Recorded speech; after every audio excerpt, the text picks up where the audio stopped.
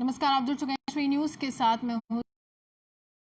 जब देश को संबोधित किया उन्होंने कहा ये कोरोना काल है और हमें इसके साथ रहना सीखना होगा, प्रिकॉशंस लेने होंगे, खुद का बचाव करना होगा, क्योंकि अर्थव्यवस्था की जो गाड़ी है वो पटरी से उतर गई है और उसको वापस उस पटरी पर लाने के लिए हमें काम करना होगा। लॉकडाउन 1 हमने देखा, 2 देखा, 3 देखा, 4 देखा, लेकिन अनलॉक 1 का जब आगाज हुआ तो तमाम व्यवसाय को खोलने की यहाँ पर कोशिश जो थी केंद्र सरकार की तरफ से की गई, वह भी कहीं ना कहीं राज्य सरकारों की तरफ से की गई। लेकिन एक ऐसा सेक्टर है जो अभी भी आहत है। बाहरी राज्यों की बात करूं, अगर मैं जम्मू कश्मीर की बात नहीं करती हूं, मैं बाहरी राज्यों की बात करूं, वहां के प्रशासन ने कहा कि यहां पर ट्रांसपोर्टर्स को हम राहत देंगे, सोशल डिस्टेंसिंग का पालन कीजिए, लेकिन साथ ही साथ आप भी कुछ अपने परिवार के लिए सोच सकते हैं, क्योंकि कोरोना काल है, आपको कहीं ना कहीं रोजगार का मसला है। लेकिन मेरे साथ अभी टीएस वजीर साहब हैं, काफी समय से संघर्ष कर रहे हैं, लेकिन ये कोरोना काल किसी ने देखा नहीं था। लेकिन इस समय व्यवसाय को लेकर, रोजगार को लेकर तमाम जो ट्रांसपोर्टर्स है क्या सोच रहे हैं? वजीर साहब, क्या लग रहा है कि लॉकडाउन 1 देख लिया, 2 देख लिया, 3 देख लिया, 4 देख लिया, अनलॉक 1 है, आपके लिए कुछ अनलॉक हुआ है? कुछ भी नहीं। देखिए, हम पहले तो जब तक बाकी स्टेट्स से नहीं खोली हुई थी गाड़ियाँ, कमर्शियल गाड़ियाँ और पैसेंजर व्हीकल्स नहीं खोली हुई थी, तब तक हम भी चुप बैठे हुए थे। ऐसे नहीं कि चुप बैठे हुए थे। मेरी गवर्नर साहब से एक मीटिंग हुई आज से 1.5 महीना पहले। उसमें हमने उनको कहा कि दिल्ली में 3 व्हीलर्स को दे रहे, वर्कर्स को दे रहे, ड्राइवर क्लीनर्स को दे रहे, तो सर आप भी यहाँ बैठे हुए हो, तो आप भी दिल्ली से आवाज़ उठाओ। और दिल्ली, उन्होंने मुझे कहा कि आप रिटर्न में भेज दो मुझे, तो मैंने रिटर्न में भी भेज दिया। फिर मैं दोबारा रिमाइंडर भेजता रहा, लेकिन कोई मुझे उसका वापस जवाब नहीं मिला। अब पूरे देश में, हिमाचल में खुल गई बसें, दिल्ली में खुल गई, हरियाणा में खुल गई, यूपी में खुल गई, गुजरात भी खोल रहा है।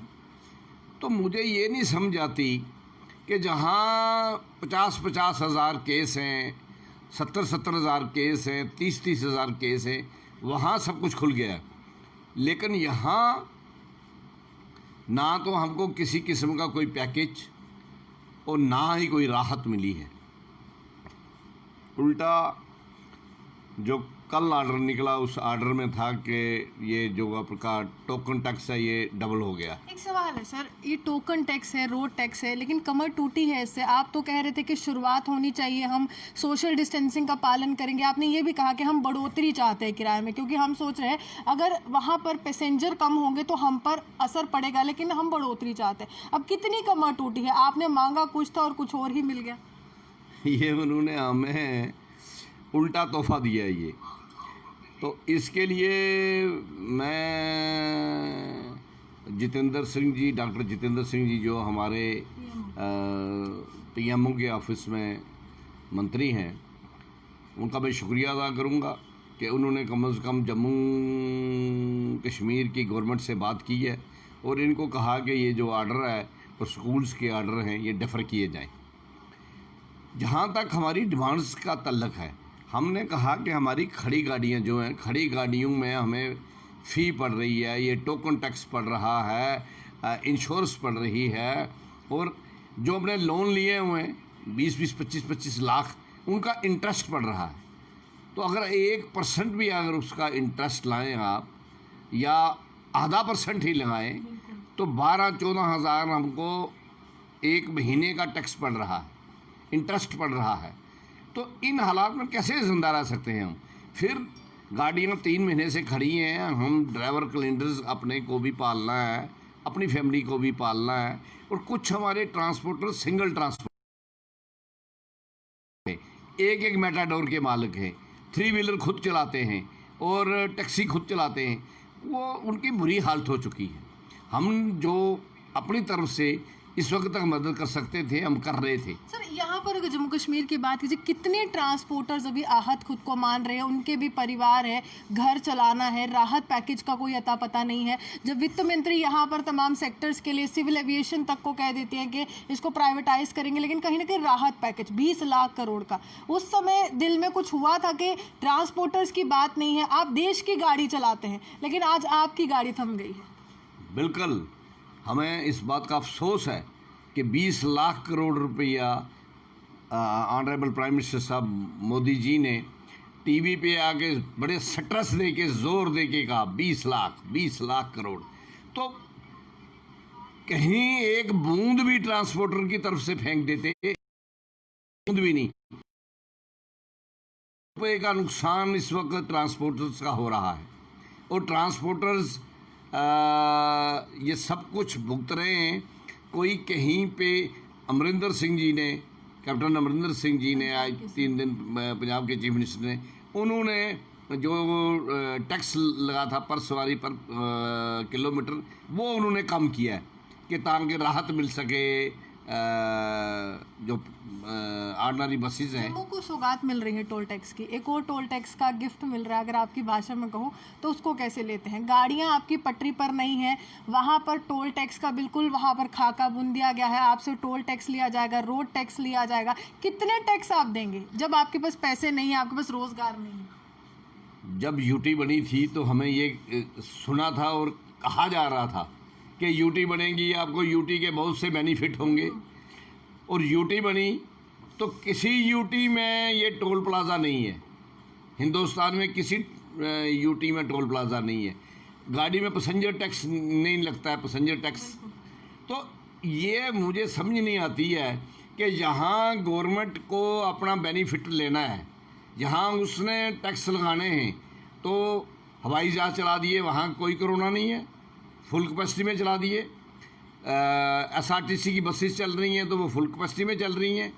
अच्छा, ट्रेन्स गई माइग्रेंट्स के लिए तो वो फुल गचागच भर के गई।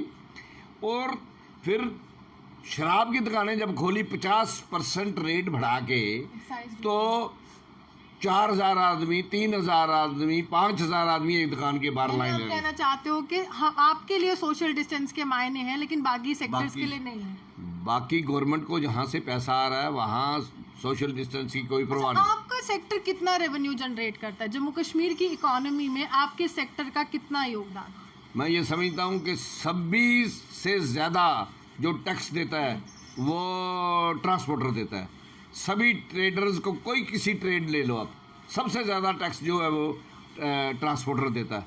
और फिर सड़कों पर भी इनका गला दबाया जाता है। ये आपकी बत्ती ठीक नहीं है, निकालो 500 रुपया, ये आपका ठीक नहीं है, ये नहीं ठीक है, तुम्हारा चलान 1000 रुपया जुर्माना, 500 रुपया जुर्माना, मतलब 500 टाइम अप कर दिया हमारे उन फाइन्स को। तो ये मैं समझता हूँ कि ऐसे ट्रांसपोर्टर मर जाएगा। ट्रांसपोर्ट J&K यूटी की रीढ़ की हड्डी है। आप एसेंशियल सर्विसेज से जुड़े हुए हैं, समहाउ आप उन सर्विसेज से जुड़े हैं जो आप ज़रूरी सामान एक क्षेत्र से दूसरे क्षेत्र पर पहुंचाते हैं, लेकिन उस समय भी सरकार को या प्रशासन को आपका ध्यान नहीं आया कि हमने एसेंशियल सर्विसेज को खोला, लॉकडाउन्स में आप लोगों ने भी काम किया होगा, लेकिन अभी तक कोई ध्यान नहीं आया। अब हम जो एसेंशियल कमोडिटीज़ हमारी गाड़ियाँ ढो रहे हैं वो बंद कर रहे हैं हम कल से। पेट्रोल टैंकर्स बंद कर देंगे हम, और ट्रकर्स बंद कर देंगे। एलपीजी के उसमें टैंकर्स आएंगे, वाटर टैंकर्स आएंगे, पेट्रोल टैंकर्स आएंगे, डीजल टैंकर्स आएंगे, और ट्रकर्स हैं जो ये बंद कर देंगे।